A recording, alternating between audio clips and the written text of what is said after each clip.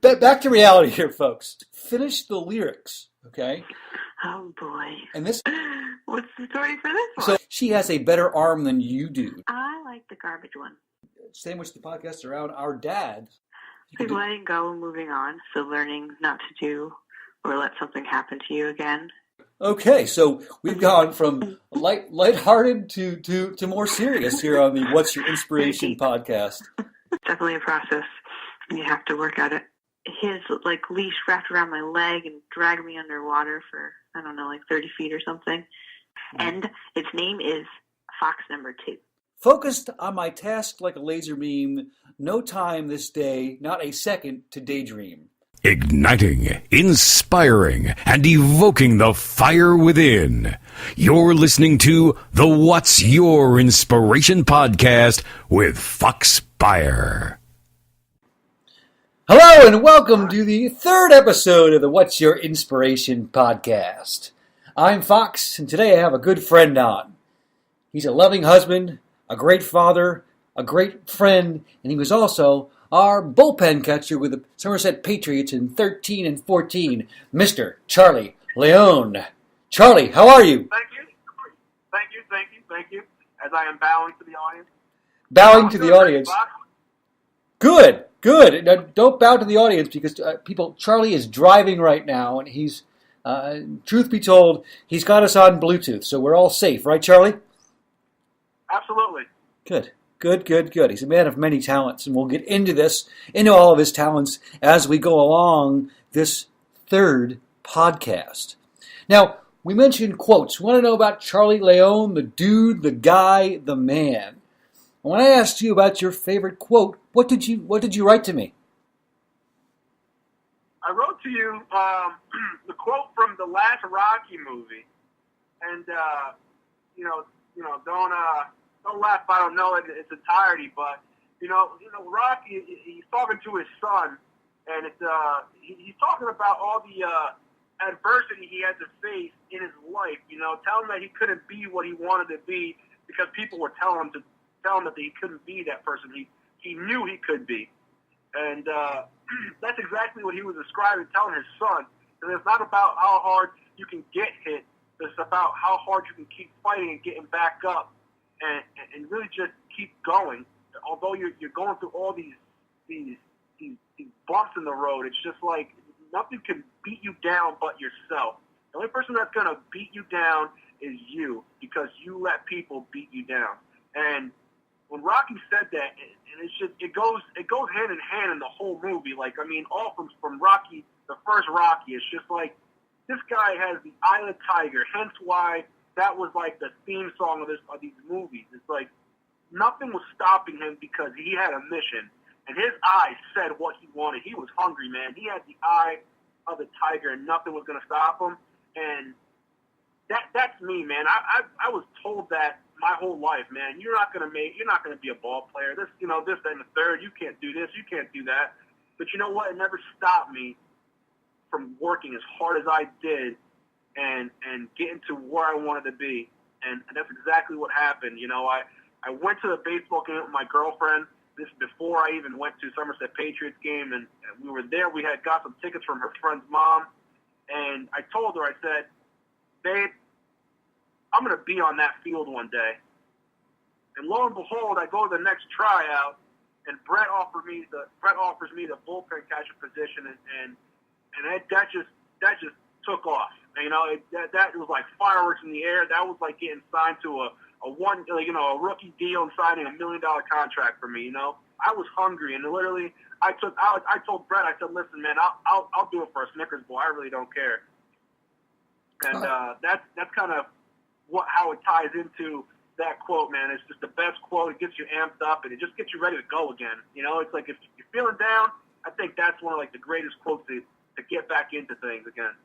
I agree, man. That's a great start. Life is not about how hard you can hit. It's about how hard you get hit and keep moving forward. That's how winning is done. Now, is that part of the Rocky series, or was that separate? No, that was the last Rocky, I believe. It's the one where he's retired, and it was like he had a final fight with, I think, what's this guy's name? Tavares or something like that. Okay. And everybody was telling him that if Rocky was in his prime, he wouldn't be able to beat him, and that people that he was facing were nobodies. Right. So, he got hit with a lot of adversity too. He was like, I'm doing what do I have to do to prove myself? And that's exactly what Rocky means in that whole movie. Is like, what do I have to prove? Or why do I have to prove myself to somebody to be somebody? Right. And that just it just brought everything together, and it just made that bit of the movie that much greater. And that was one of the best parts of that movie.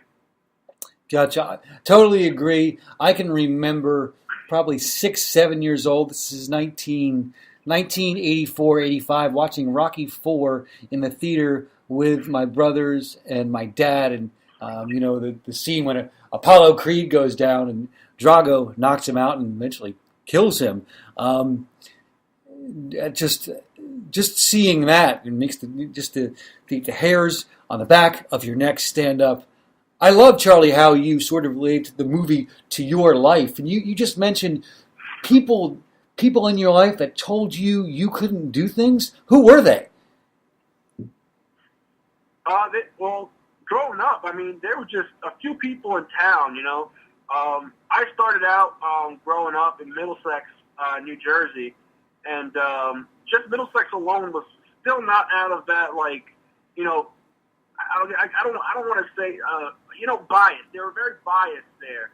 They were more against me. I would get picked on and beat up at football my first year at Pop Warner because I was the only Spanish kid on the team.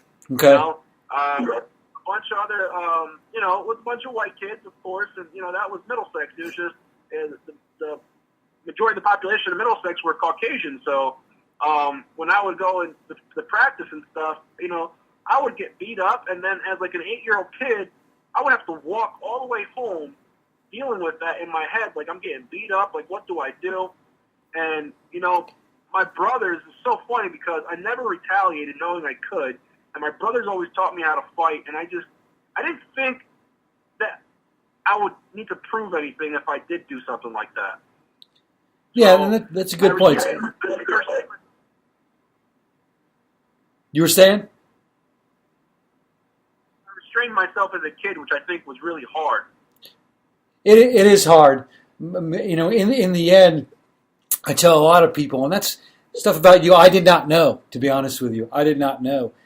I tell kids all the time when I teach, and I show them this video of a guy named Nick Vujicic, and he's a guy that was born with no arms, no legs, and he talks about bullying when he speaks. And he's a brilliant motivational speaker, and he likens bullying to pulling around a Matchbox car with a Mercedes-Benz. So, those people growing up with you, Charlie, when you're 7, 8 years old, they weren't doing something that was difficult. What you had to go through was extremely difficult, and exercising the restraint is definitely showing your strength. One of my heroes growing up and of all time is Jackie Robinson, and one of the reasons why is because how he was subject to so much racism and ridicule when he first came to the big leagues and played for the Dodgers. I cannot believe that he didn't retaliate. So kudos to you, Charlie. What's funny, Fox, is I never even told my parents. No. Either. When it happened, my parents were so happy to come to my games. And funny thing is, Foxy, part of that story, what's great? How it felt like I overcame it because that was my first time ever playing Pop Warner football. I didn't know a lick about football. The only reason I knew about football was because my brother played high school, and he played in high school, and he was a quarterback, and he was their star quarterback. And unfortunately, my brother, hung around the wrong people and got himself in some trouble. So, he didn't continue his career, which he could have had with Rutgers University. So he was a bit of an inspiration to me to actually go play sports. And that was my first sport I ever played was football. And the last game of our season, of our 8-0 season as a Pop Warner Pee Wee, I made the winning tackle of the game, which I didn't know until after the game that I had made the winning tackle. I had tackled one of their Piscataway star players, and the game was over because of it. And I didn't know that because everybody was so happy and jumping around me and giving me high fives. You know, I was like, "What's going on here?" I didn't know what I was supposed to feel because everybody was, you know, high fiving me. I didn't really know the game yet like that. Got you. It's because you didn't know the game yet. Got you. Yeah. So. And just that was a bit part of my story there about my younger days. Definitely is. And, you know, I got to know, for our listeners, I got to know Charlie beginning in 2013, whereas he said in a tryout before spring training, we picked him up, and for 2 seasons, 2 great seasons, one in 13, we won 95 games with the Somerset Patriots. Charlie was our bullpen catcher. And a lot of our conversations, and you know this, Charlie, were in the batting cage before games, and they could be humorous, they could be serious, and they ranged from anything and everything, and that's why I thought it would be good to have you on here. Question for you. Yeah. Question for you. Which Rocky movie is your favorite one, and why? Because I think I can relate to Rocky. I feel like I see myself in Rocky because I was that. Which one do you like the most? So much. I'm sorry? Which Rocky movie do you like the most? Do you feel is most inspirational? The second one, or was it the first? It was the first one. Mm-hmm. It was. You know what? It was the first Rocky. I mean, he was like, you know, he was a muscle guy for a mobster, and he was breaking people's thumbs, and he was just tired of, you know, he was a good-hearted guy. And not to say that I was a musclehead for any mobsters or anything like that, but a mufflehead, first used on the What's Your Inspiration podcast. He was like their executor for the mob. You know, he would go and collect the money and stuff like that, and you could tell he was in a position where he didn't want to be. You know, he wanted a better life. He was really kind-hearted. He had a real big heart, but he had to do what he had to do to survive. Gotcha. And that's exactly why it's my favorite movie, because I see that in me. Like right now, like thinking about everything I went through as a kid, like, you know, I did a lot to have to survive, and when I finally got my chance to really show myself and who I was, like, man, I was really appreciated. So that was awesome. Certainly been through a lot, and you know what I'm getting out of all of this, Charlie, is this movie, Your Life. It's about character, is it not? Absolutely. Okay. What is Charley Leon's definition of character? My definition of character is sticking to your morals. Gotcha. You know, your parents show you how to be who you are growing up. You know, if you have great parents like I had, my parents taught me what it is to work, how to be respectful and respect others, and to have and to gain respect before you can be respected, because that's big. Because everything's about who you are and how you present yourself. And my parents play a very big role in defining this word character, because they showed me what it is to be who I am. So that's how I define character, is just really, you know, showing who you are by your morals. Like, what are your morals? What do you stand for?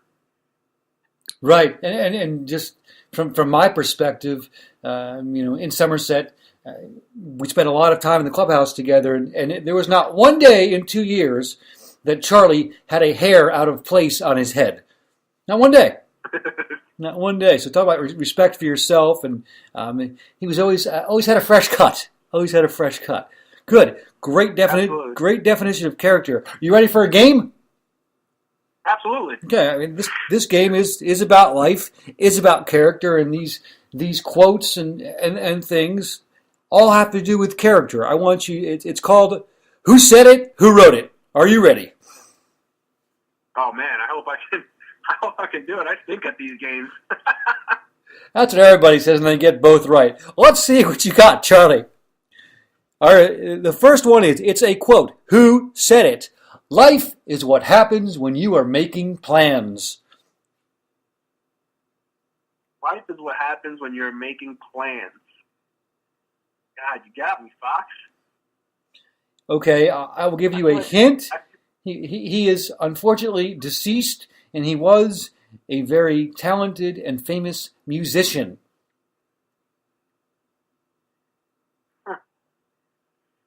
Let's see, talented, famous musician. All right. Let me see. I feel like I'm going to say something ridiculous here. Go ahead. I would love it.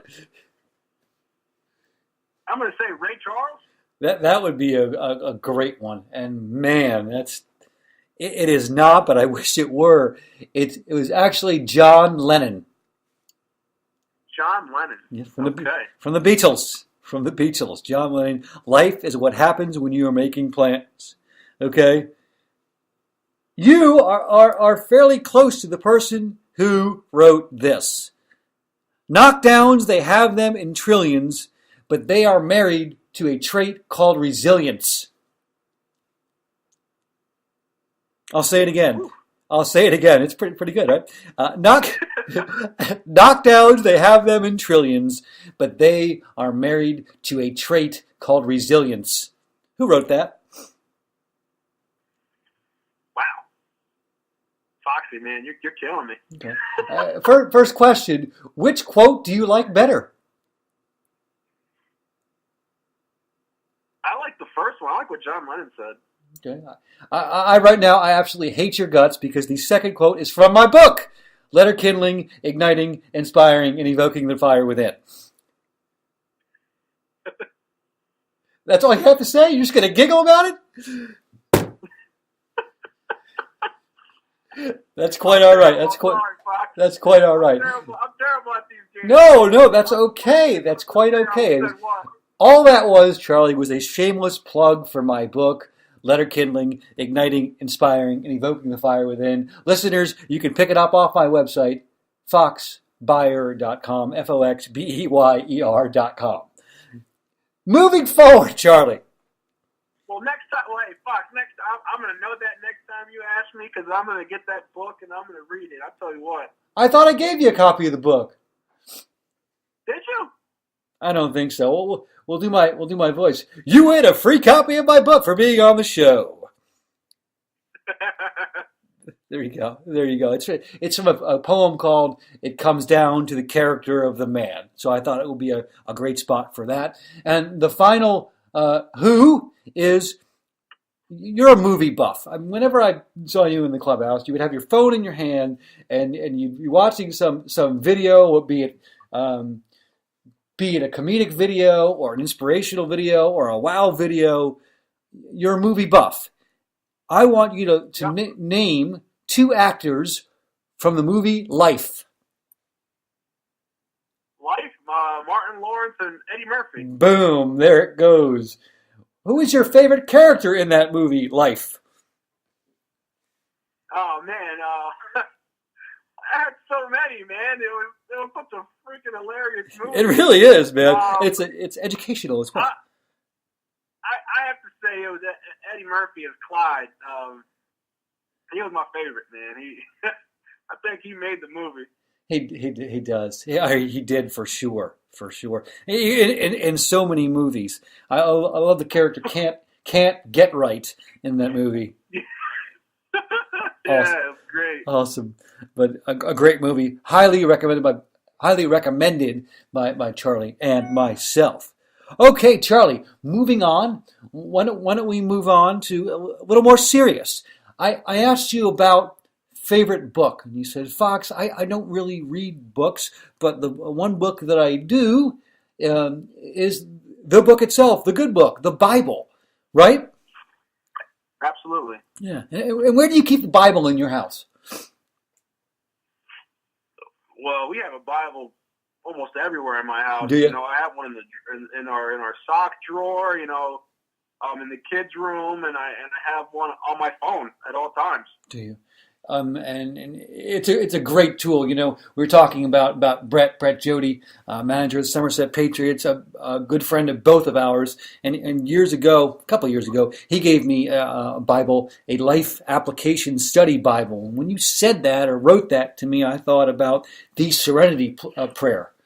Right? I think about that prayer all the time. Do you recall? I'm sure you know what the Serenity prayer is. Yes. Not too familiar. I mean, the Bible to me, man, it's so much to read and so much to pick on. It's like, yeah, there's so many great things in the Bible, and it's just, I give every credit to all those reverends who know the book front and back, man, because, if one day I love one quote and then the next day I'm like, wow, this one's even better, or this one really, really talks to me, or, it's like the book is just, it's so big. It's like an encyclopedia, it has definitions of everything in there for you. And it's just, it's incredible. This is why, like, I read it here and there. I open it up, and for some reason, there's always a scripture ready for me. Yeah, I feel like it's the exact thing I need for the day. Totally agree. It always seems to be, wherever you open it up, relevant to your life at that point in that moment. Absolutely. Unbelievable. So the Serenity prayer goes like this.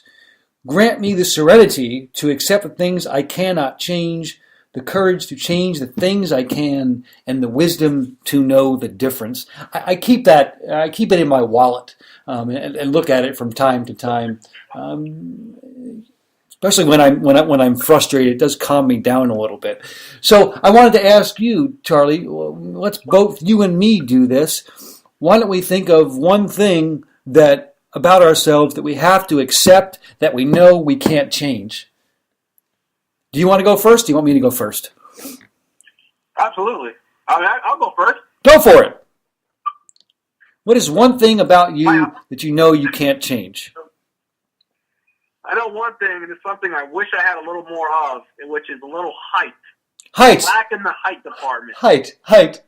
I got a funny story about that. My cousin plays volleyball in a league, and a friend of hers, they call her Phone Book. Do you know why?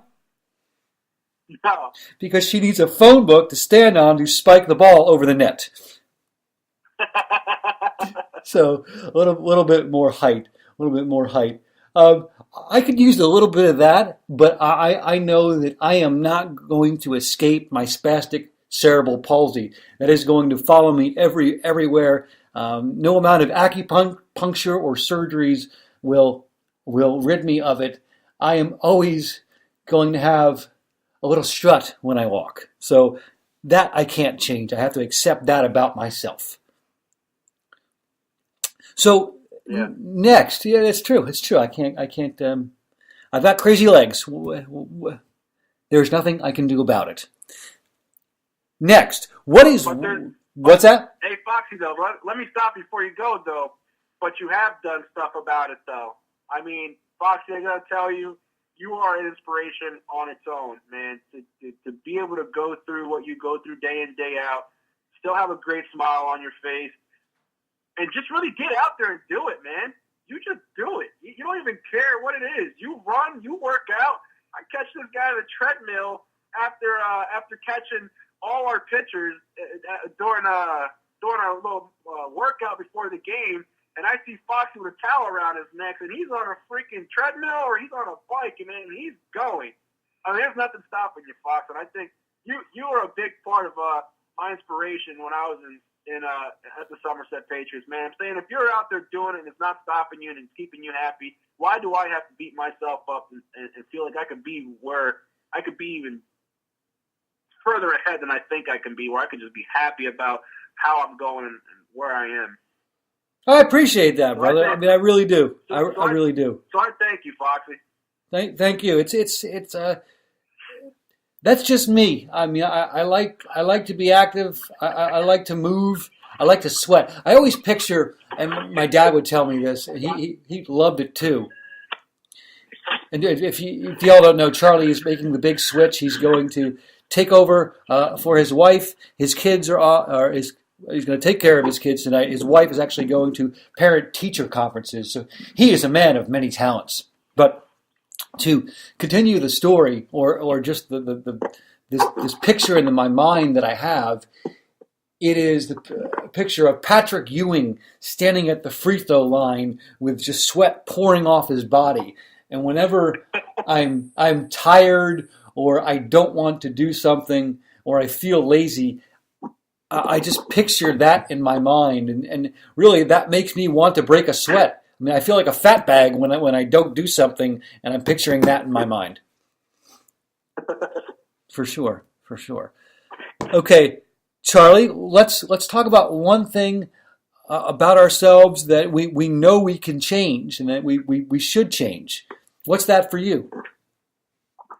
I think it's my attitude.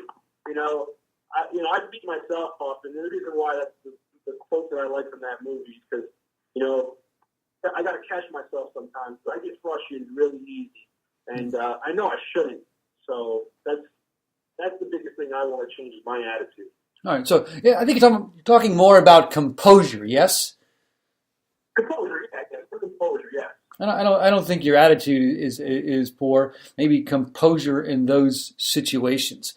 Charley, we're losing you a little bit in terms of we can't hear you as great as we once did. I was just in the elevator. I'm getting ready to face the noise right now. Oh, here we go. I can't wait to hear this live. Yeah. So composure. For me, I think the greatest thing a man has is his word. I want to be 100% in the credibility category. I want to always do things that I've said I'm going to do. Yeah. So here's the big switch, people. He's taking over the motherly duties at the Leon household. Listen in. I got my son crying already. Mom's about to leave. Moms are, you gotta know, moms are everything, They are. Kids are real. They don't want nobody else but their mom, and that's exactly what I'm going through right now. So you got to play Dr. Mr. Mom. Dr. Mr. Mom, absolutely. I'm not too happy. She's not. Weather the storm, Charley. Weather the storm. On the radio. Hi, how are you? How are you doing? Good. You are live on the What's Your Inspiration podcast. Oh, look at that. Well, yeah, basically live. So Charley has agreed to this wonderful interview, and I'm describing the multitask ability of your husband. What's the what? The multitask ability of your husband. None. He's got none. He has no multitask ability, huh? He's doggone useless. He can't chew and walk at the same time. I definitely can't do that. You've seen me. You've seen me out at Christmas parties. I cannot chew gum and walk at the same time. That's why I don't chew gum. I got someone here for you too. How about say hi? Who's this? No. Say hi. No. All right. He gets shy. He gets shy. Somebody at the other line. That never is shy, and that's my lovely daughter Aaliyah. And I will get her to say hello to you right now. Aaliyah, say hi. Hi, Aaliyah. How are you? It's so. Baby, this is the best part of getting home. Is hearing my kids always excited, and it's always a show and tell. That's got to be the most comforting feeling in the world. Hi, baby. Yeah, she's on a tablet, so she's good. She's good. She's good. And your other little one? Yeah. And my little, he's over here. He's just shy. Okay, but he's good, under control. Yeah, everybody's good here. Anytime you I need. got a little bit of families here too. It's her sister's here and her husband's here as well. So it's a full house today. Gotcha. So you have some bullpen help if you need it. yeah. That's the only way I'm getting out of trouble. Right I love it. I love it. Hey, let's have a little fun. Movies, inspirational movies that inspire the fire within. You mentioned Hacksaw Ridge. Do you want to explain to the audience what Hacksaw Ridge is about without, plotting the entire movie?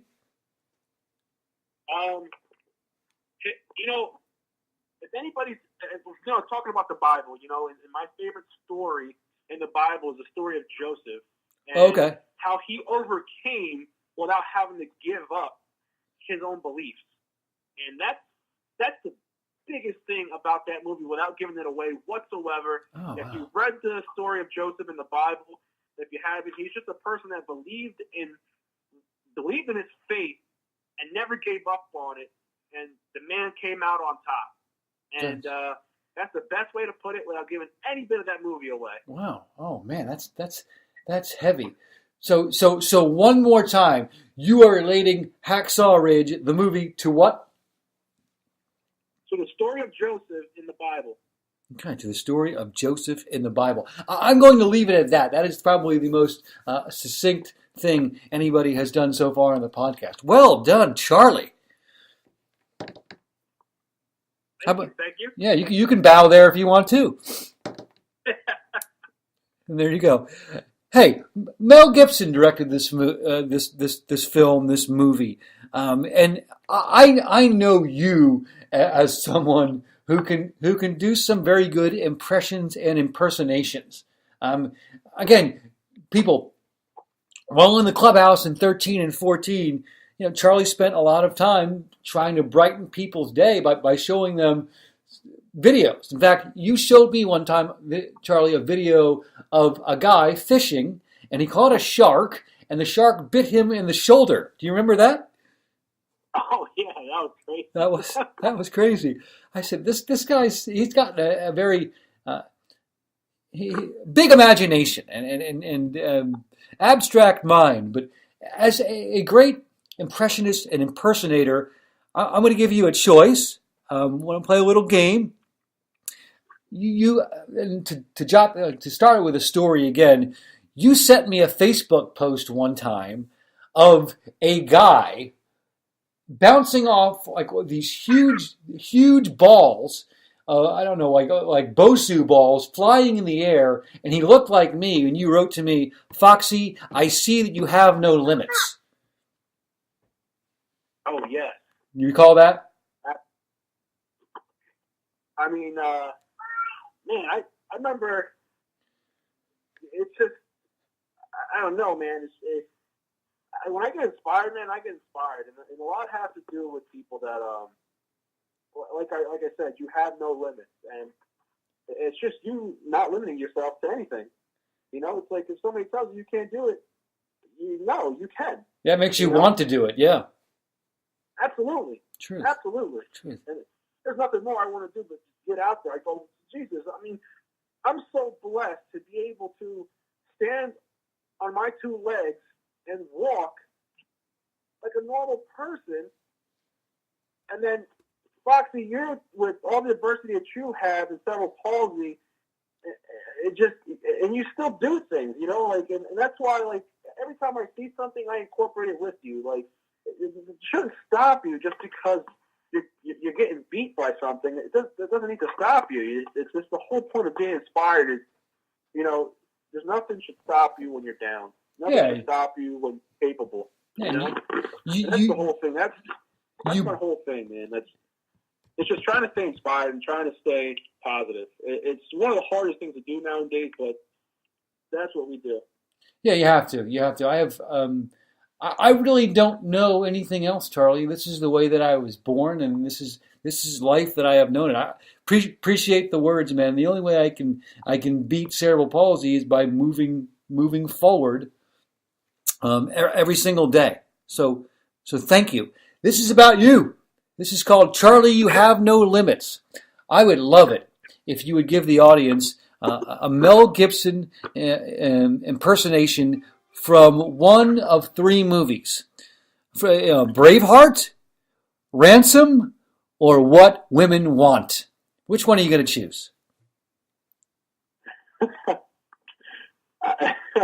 I'll choose What Women Want. Wow. Okay, we're going to go romantic comedy.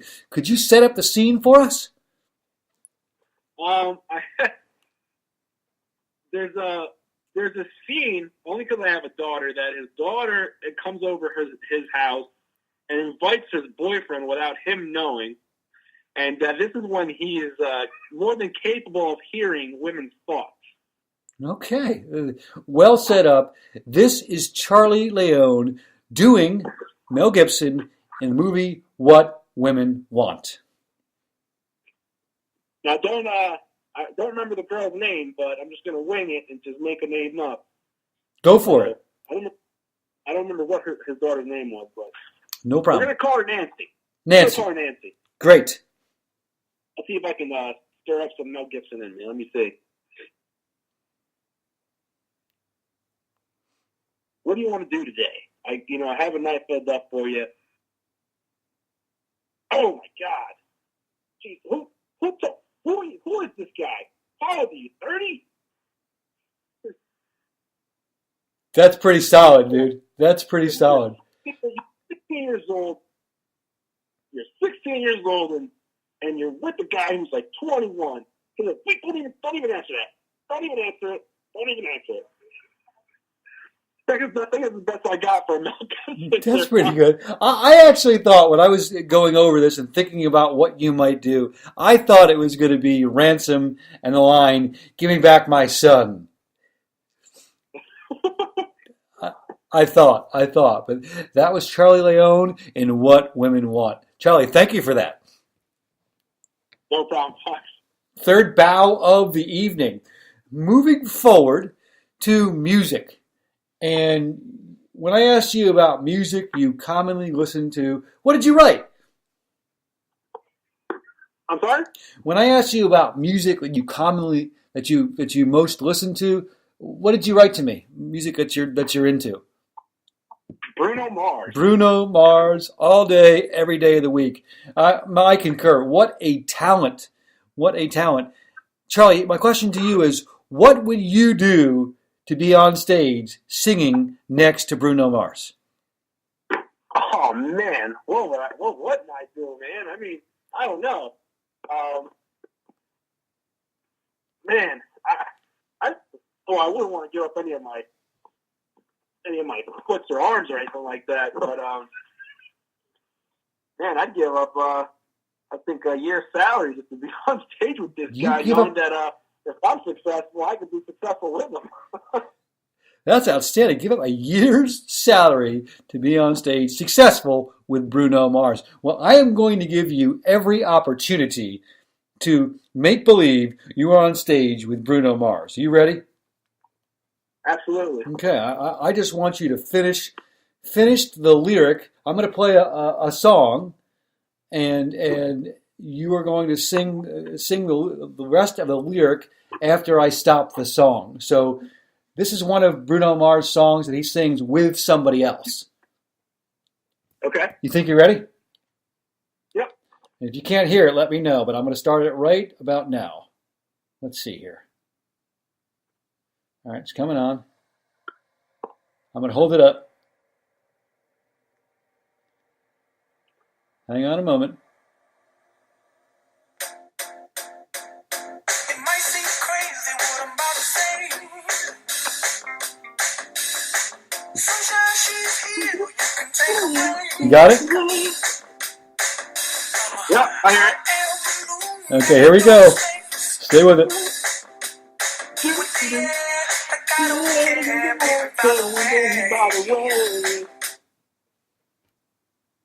Go for it. Because I'm happy. There you go. There you go. Because I'm happy. That is the best song. It really is. What's the song with the movie with the Minions, right? Yep.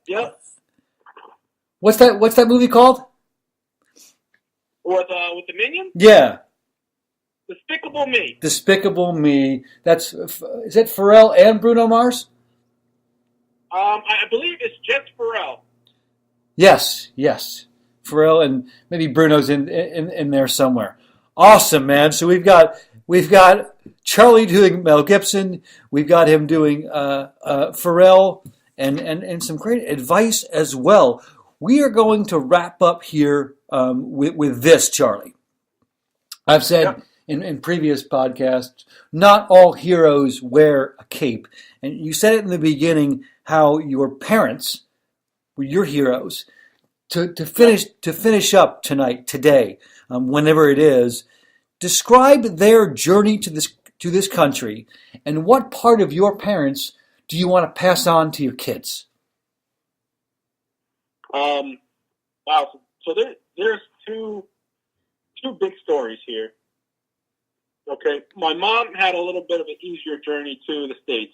My grandfather came here, actually married another woman by the good graces of my grandmother, who is an absolute saint for doing that, because God knows what woman would allow their husband to marry another woman in order to provide for their family. It's a very big sacrifice, what my grandmother did. My mom got here after losing her husband, and I have stepbrothers. I have one sister and two other brothers who are by the same mother, by my mom, and unfortunately their dad died trying to get here as well on a boat. Where from, Charlie? Dominican Republic. Okay. So my mom came from Dominican Republic.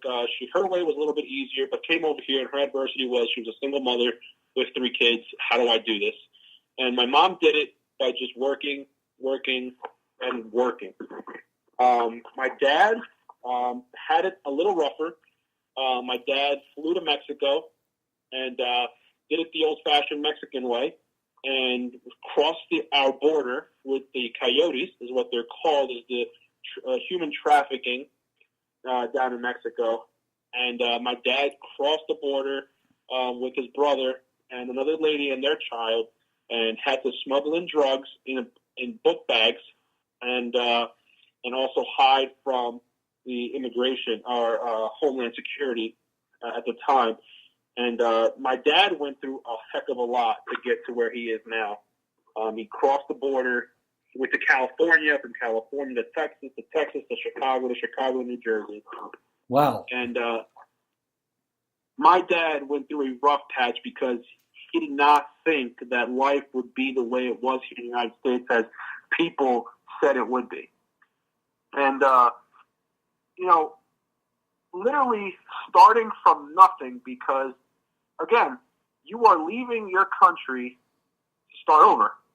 New life, new money, no job, and to be able to be successful as my parents were, they worked their butt off. They took care of not only me and my other 3 brothers and sister, and were able to get us out of a small 2-bedroom apartment with 6 people, and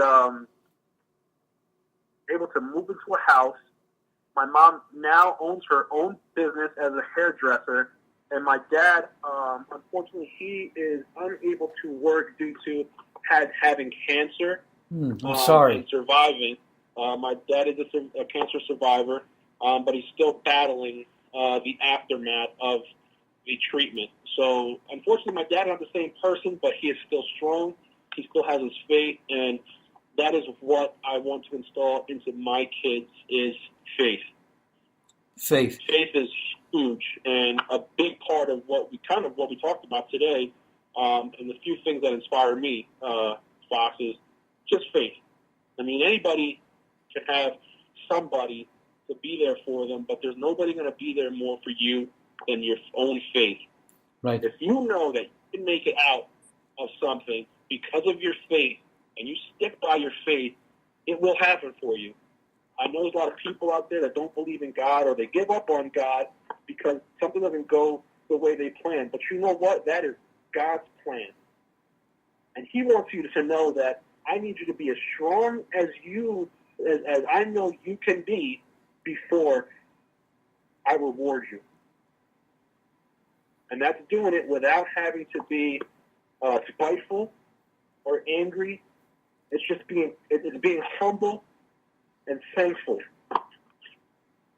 So that is what some stuff I want to install that my parents gave me, because that's the adversity they went through, and they held on to their faith, and they were able to give us every bit of what we wanted and more growing up.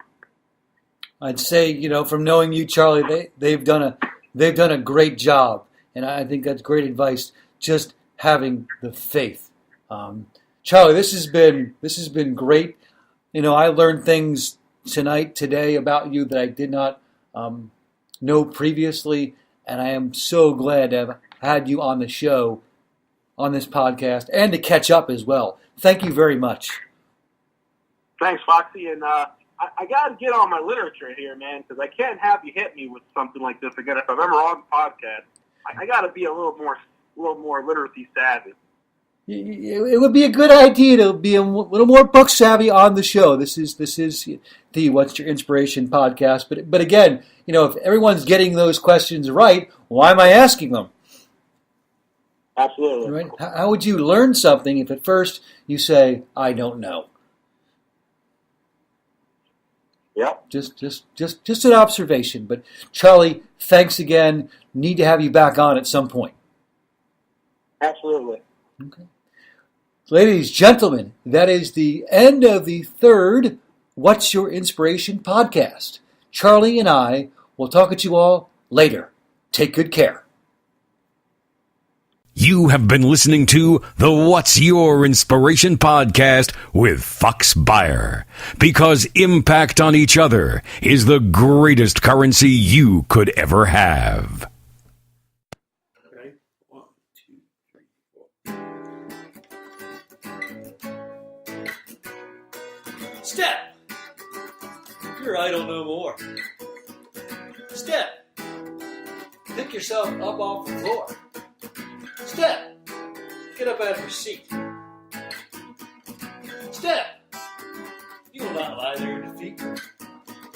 Step! Mind and body in winning tranquility.